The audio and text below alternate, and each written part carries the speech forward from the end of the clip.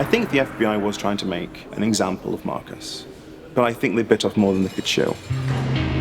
So we're just going to go through the entire thing. If you don't mind.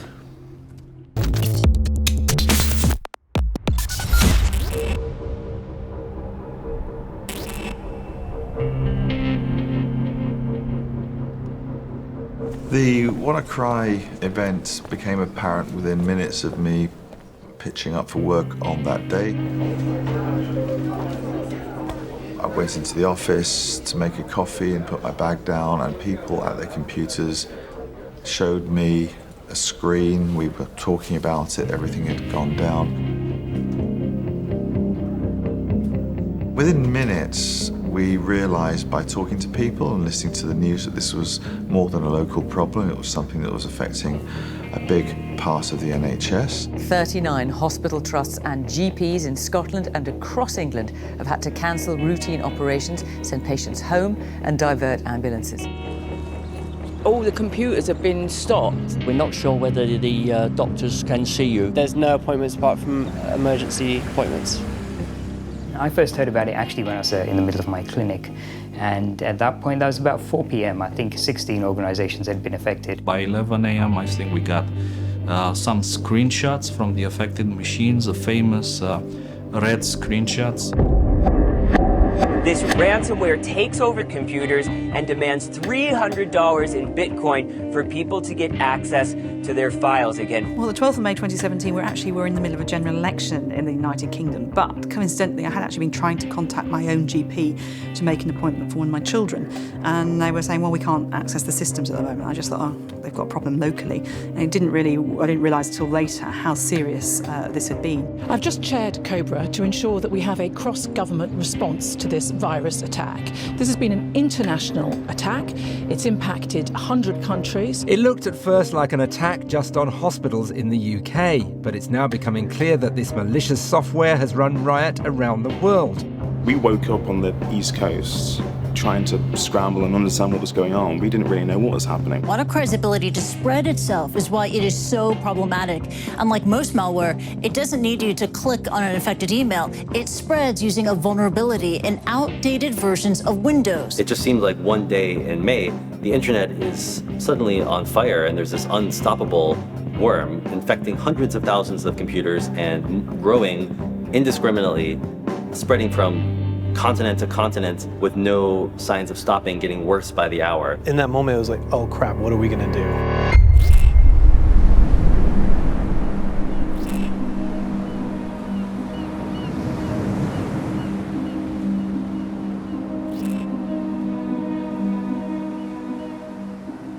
I was working from my parents' home at the time in my bedroom, and I checked some messages boards and seen all of this news about something targeting the NHS. So obviously I was like, that sounds interesting, because usually ransomware hits like 1 or 2 major targets, but this was just hitting NHS hospitals all around the UK. And it was so consistent that I thought, like, this could be a worm. So I decided to jump into kind of looking into it. The internet had seen massive, rapidly spreading worms before, but not for years. So I asked a friend if I could have a sample of the Wannacry worm. I noticed it made a web request to an unregistered website, so I registered it. And as time went on, we noticed the infection count was steadily declining. After a few hours of that, we noticed a tweet by someone suggesting that the URL, in fact, was a kill switch that just disabled the malware. So the ransomware itself, Wannacry, had this kill switch. It was a domain name, which when you registered that domain name, it would kill the ransomware dead in its tracks. Usually these kill switches or these mechanisms are built for the authors itself to make sure that they don't infect themselves. I think that it was designed as a safeguard so they can stop the spreading of Wannacry if the need arises. So I kind of went in and I looked for myself, and sure enough, this domain simply responding was enough to disable the malware itself. It was the biggest hack attack the world has ever seen, but attempts to stop the virus spreading appear to be working. And then suddenly it was over, with no warning, with no explanation.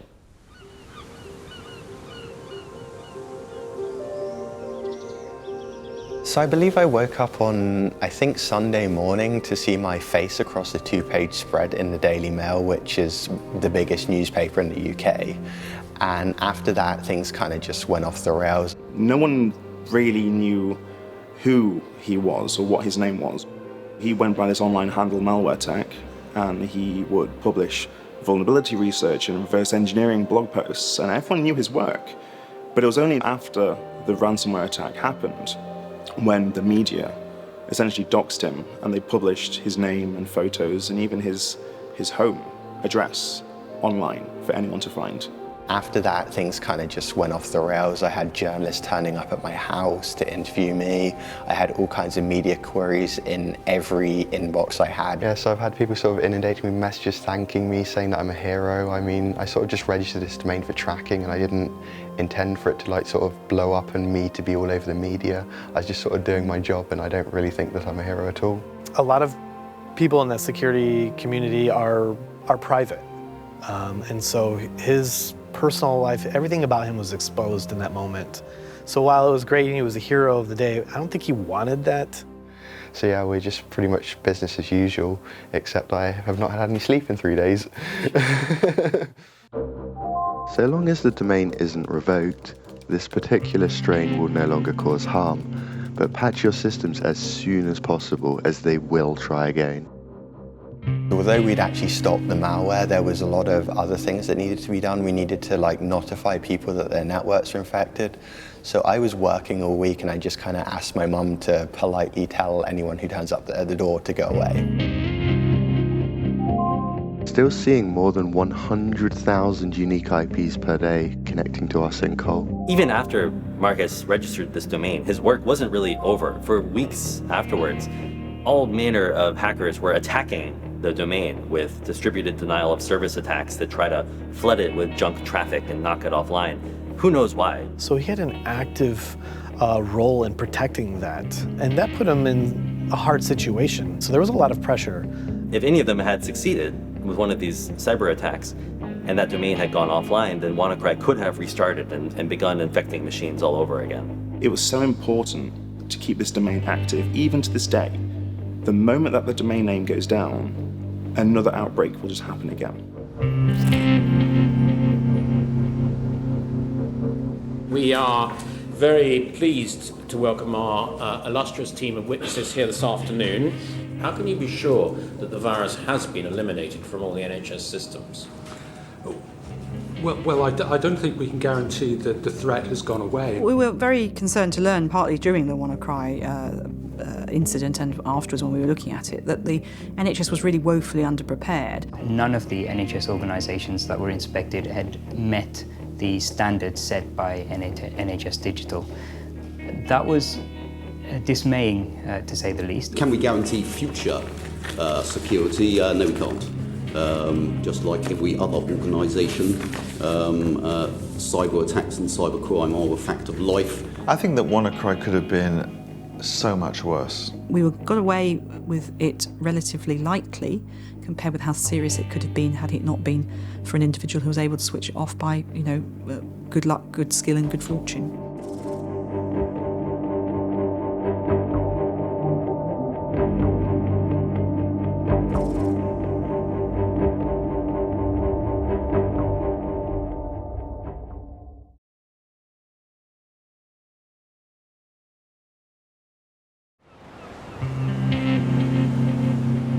I just like to go about my work. I'm kind of a lone wolf when it comes to research.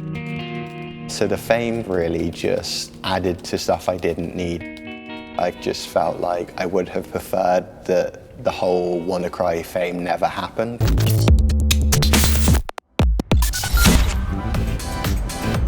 Now that you're an internationally celebrated security researcher, what's your reception been like? It's been very positive. I'm not really used to the sort of the spotlight. I've always been anonymous, so it's very different, but everyone has been very accommodating, very nice. I've enjoyed it a little bit.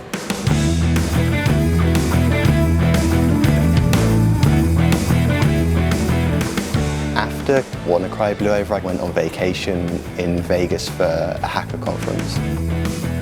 DEF CON is basically one big week-long hacker party with some talks in between. We actually spent a lot of the time just out and around Vegas partying. We rented some sports cars, we went to some shooting ranges. Also, a few of my friends had figured out that if we pooled all our money together, we could get an entire mansion with 30 bedrooms and the biggest pool in Vegas. Towards the end of my week in Vegas, as I was waiting for my flight home, someone in CBP uniform approached me and asked me my name. They led me to an interrogation room built into the airport, and it turned out that the guy was actually an FBI agent. At this point, I'm completely exhausted. I have no idea what's going on anymore. I've been drinking for days solid. Most interrogation, it seemed like they were looking to leverage me to get to someone else, something which I was not able or wanted to do. They asked me a huge bunch of questions, but it wasn't until about an hour into the interrogation that they actually told me what it was about and showed me an arrest warrant. People weren't immediately quite sure why he had been arrested. Initially, we thought that he got arrested because he registered the Wannacry domain. It had caught me so off guard, I still didn't really know what was happening or why. I was just sat there in this haze. It transpired that it was because of his work, very much prior to Wannacry. They didn't have a cell for me, so they handcuffed me to a chair. So I spent most of the night trying to doze off and then getting woken up by the alarm that goes off every 20 minutes. This call is subject to recording and monitoring. Hey, Marcus, can you hear me? Hey, I'm in jail. Okay, so they detained you? I used to write malware and they paid me up for some old shit. Have you talked to them at all? Have you got a lawyer yet? No, I don't have a lawyer. They have some chat logs of me with some other guy. I don't know how they got them. Look, I'm going to work on it. You'll have a lawyer tomorrow, and you'll speak with the lawyer. Alright, see you, man. I'll talk to you soon. Bye. There was a moment of, I'm really actually in jail. But after that, I came to the conclusion that this is how my life is now. I'm in jail, I might as well get used to it.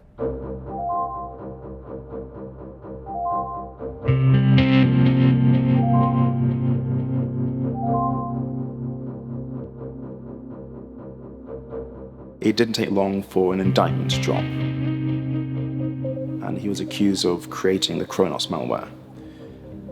That was very much a holy moment. So the charges turned out to relate to something that I believe started around kind of the age of 17 to maybe like 19 or 20 in relation to writing a piece of malware called Kronos. Kronos malware is banking malware. It essentially infects your computer and hooks into your web browser and tries to figure out your usernames and passwords for your banking login. I don't think he'd ever been behind the keyboard trying to steal credentials or trying to extract money out of bank accounts himself. He was that person enabling somebody else through tools. So it's a very kind of scientific, kind of hobby interest kind of exploration. I never had actually intended to write banking malware. I had written malicious code in the past which I had not actually sold or given away. But there came a point when I made the mistake of selling the code to someone. This code was then incorporated with banking malware code that someone else had written to make a banking Trojan. And kind of it was at that moment where I realized, like, there is no going back. This is going to catch up with me at some point. So the hearing today was to determine whether or not Marcus would be detained as a result of the charges and the indictment. And the judge agreed with me in saying that he is going to be released pending certain conditions that he has attached to the bond and that he has to post a $30,000 cash bond. I started to look about how I would actually go about paying the bail, but before I could get to that, I found out that someone from the community had actually paid it for me. I thought that, like, this was it. I was going to be stuck in some prison for the foreseeable future, and I had no idea all of these great people had come together to support me.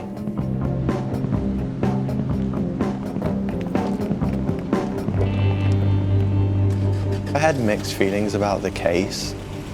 Most of the issue I had personally is why now? Like, why bring up this stuff from years in the past? I think the FBI was trying to make an example of Marcus, but I think they bit off more than they could chew.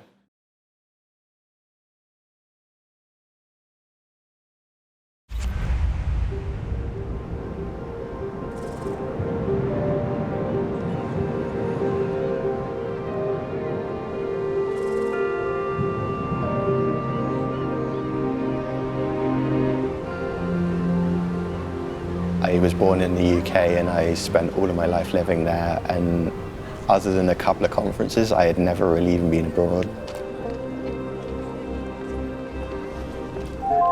Lived in England, got arrested while on vacation in Vegas, was later moved to Milwaukee, then to LA. At this point, I don't actually feel like anywhere is home.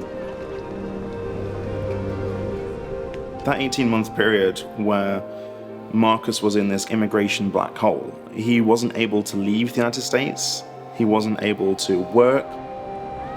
Being stuck in the US, not legally allowed to work for money, has made me realize I'm one of those weird people who just enjoys working regardless. Don't want to be rich, just want an apartment, food, clothes, and some travel.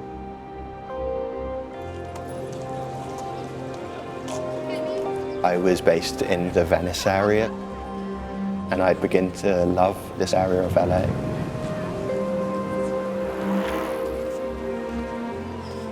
I wasn't living with my parents. I had my own place now. I felt like it was more of a new life. It didn't feel like at all like my old one.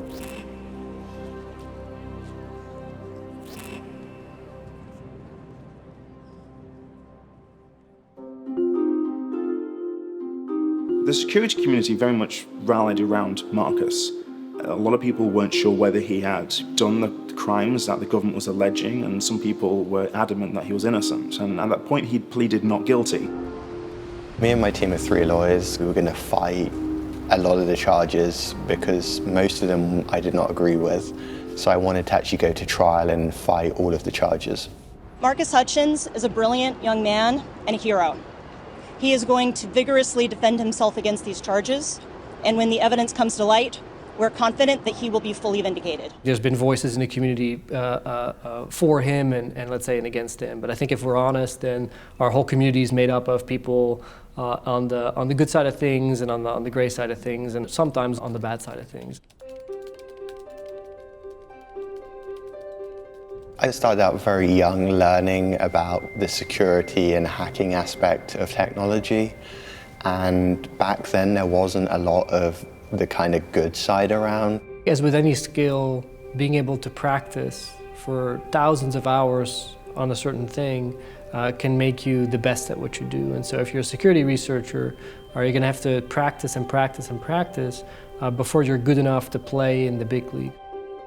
I learned how to understand malware by making my own versions, which at the time I wasn't actually using or releasing. And there came a point where I got involved with a crowd of malware developers and other kinds of criminal hackers. And that kind of led me down a path that ended up with me selling malicious code at one point. It was when my code was added to the Kronos banking malware, I realized this is not what I want to be doing.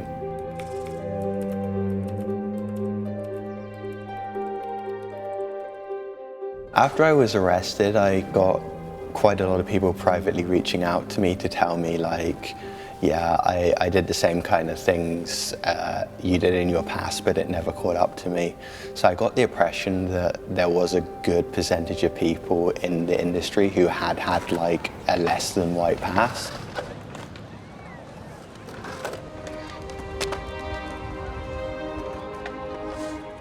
Monday is the 2nd year anniversary of Wannacry. A journalist asked me what I've done since Wannacry, and I realized literally nothing of value. I had had a lot of anxiety from the stress. I had been not really sleeping at all for the years I'd been in the US. At this point, I was already considering giving up. My first lawyer gave me an estimate of about $1 to $1.5 million for the entire case.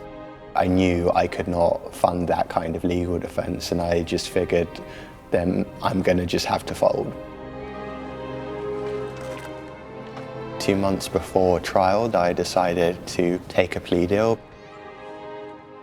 It was really just too much uncertainty for me, and I decided that it just was not worth the risk. Did not expect that.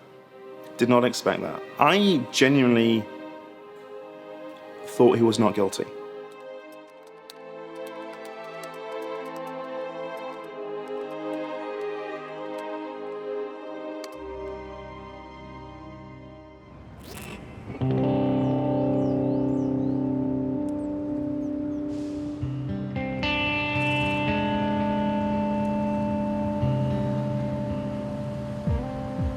Legitimately terrified, but also looking forward to all of this being over at some point.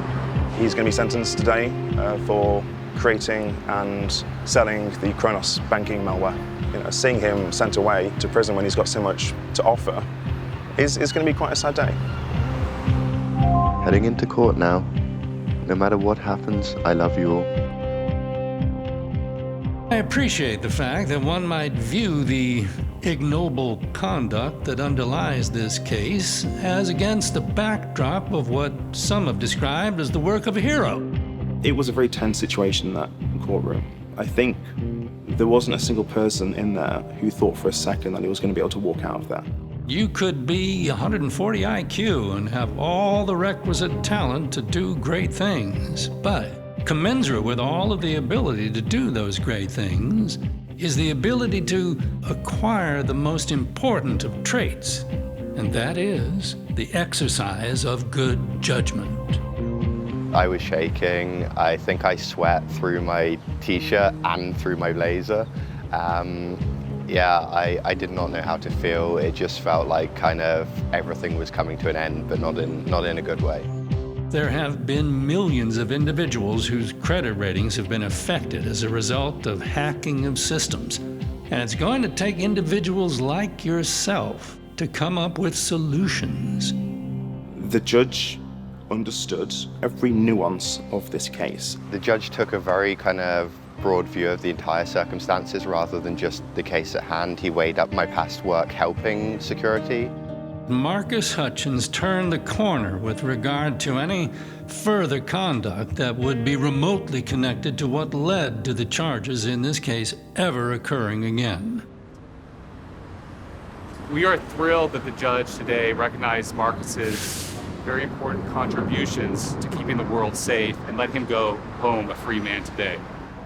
So Marcus was sentenced to time served. He's been released. He's a free man.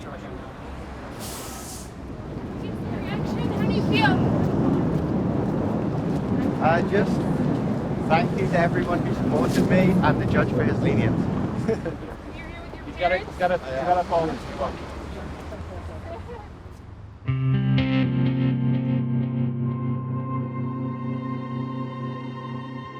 Maybe if Marcus hadn't found the Wannacry kill switch, he never would have come to the attention of the FBI. He never would have been arrested. He never would have faced this long legal ordeal about his past, essentially cyber criminal acts.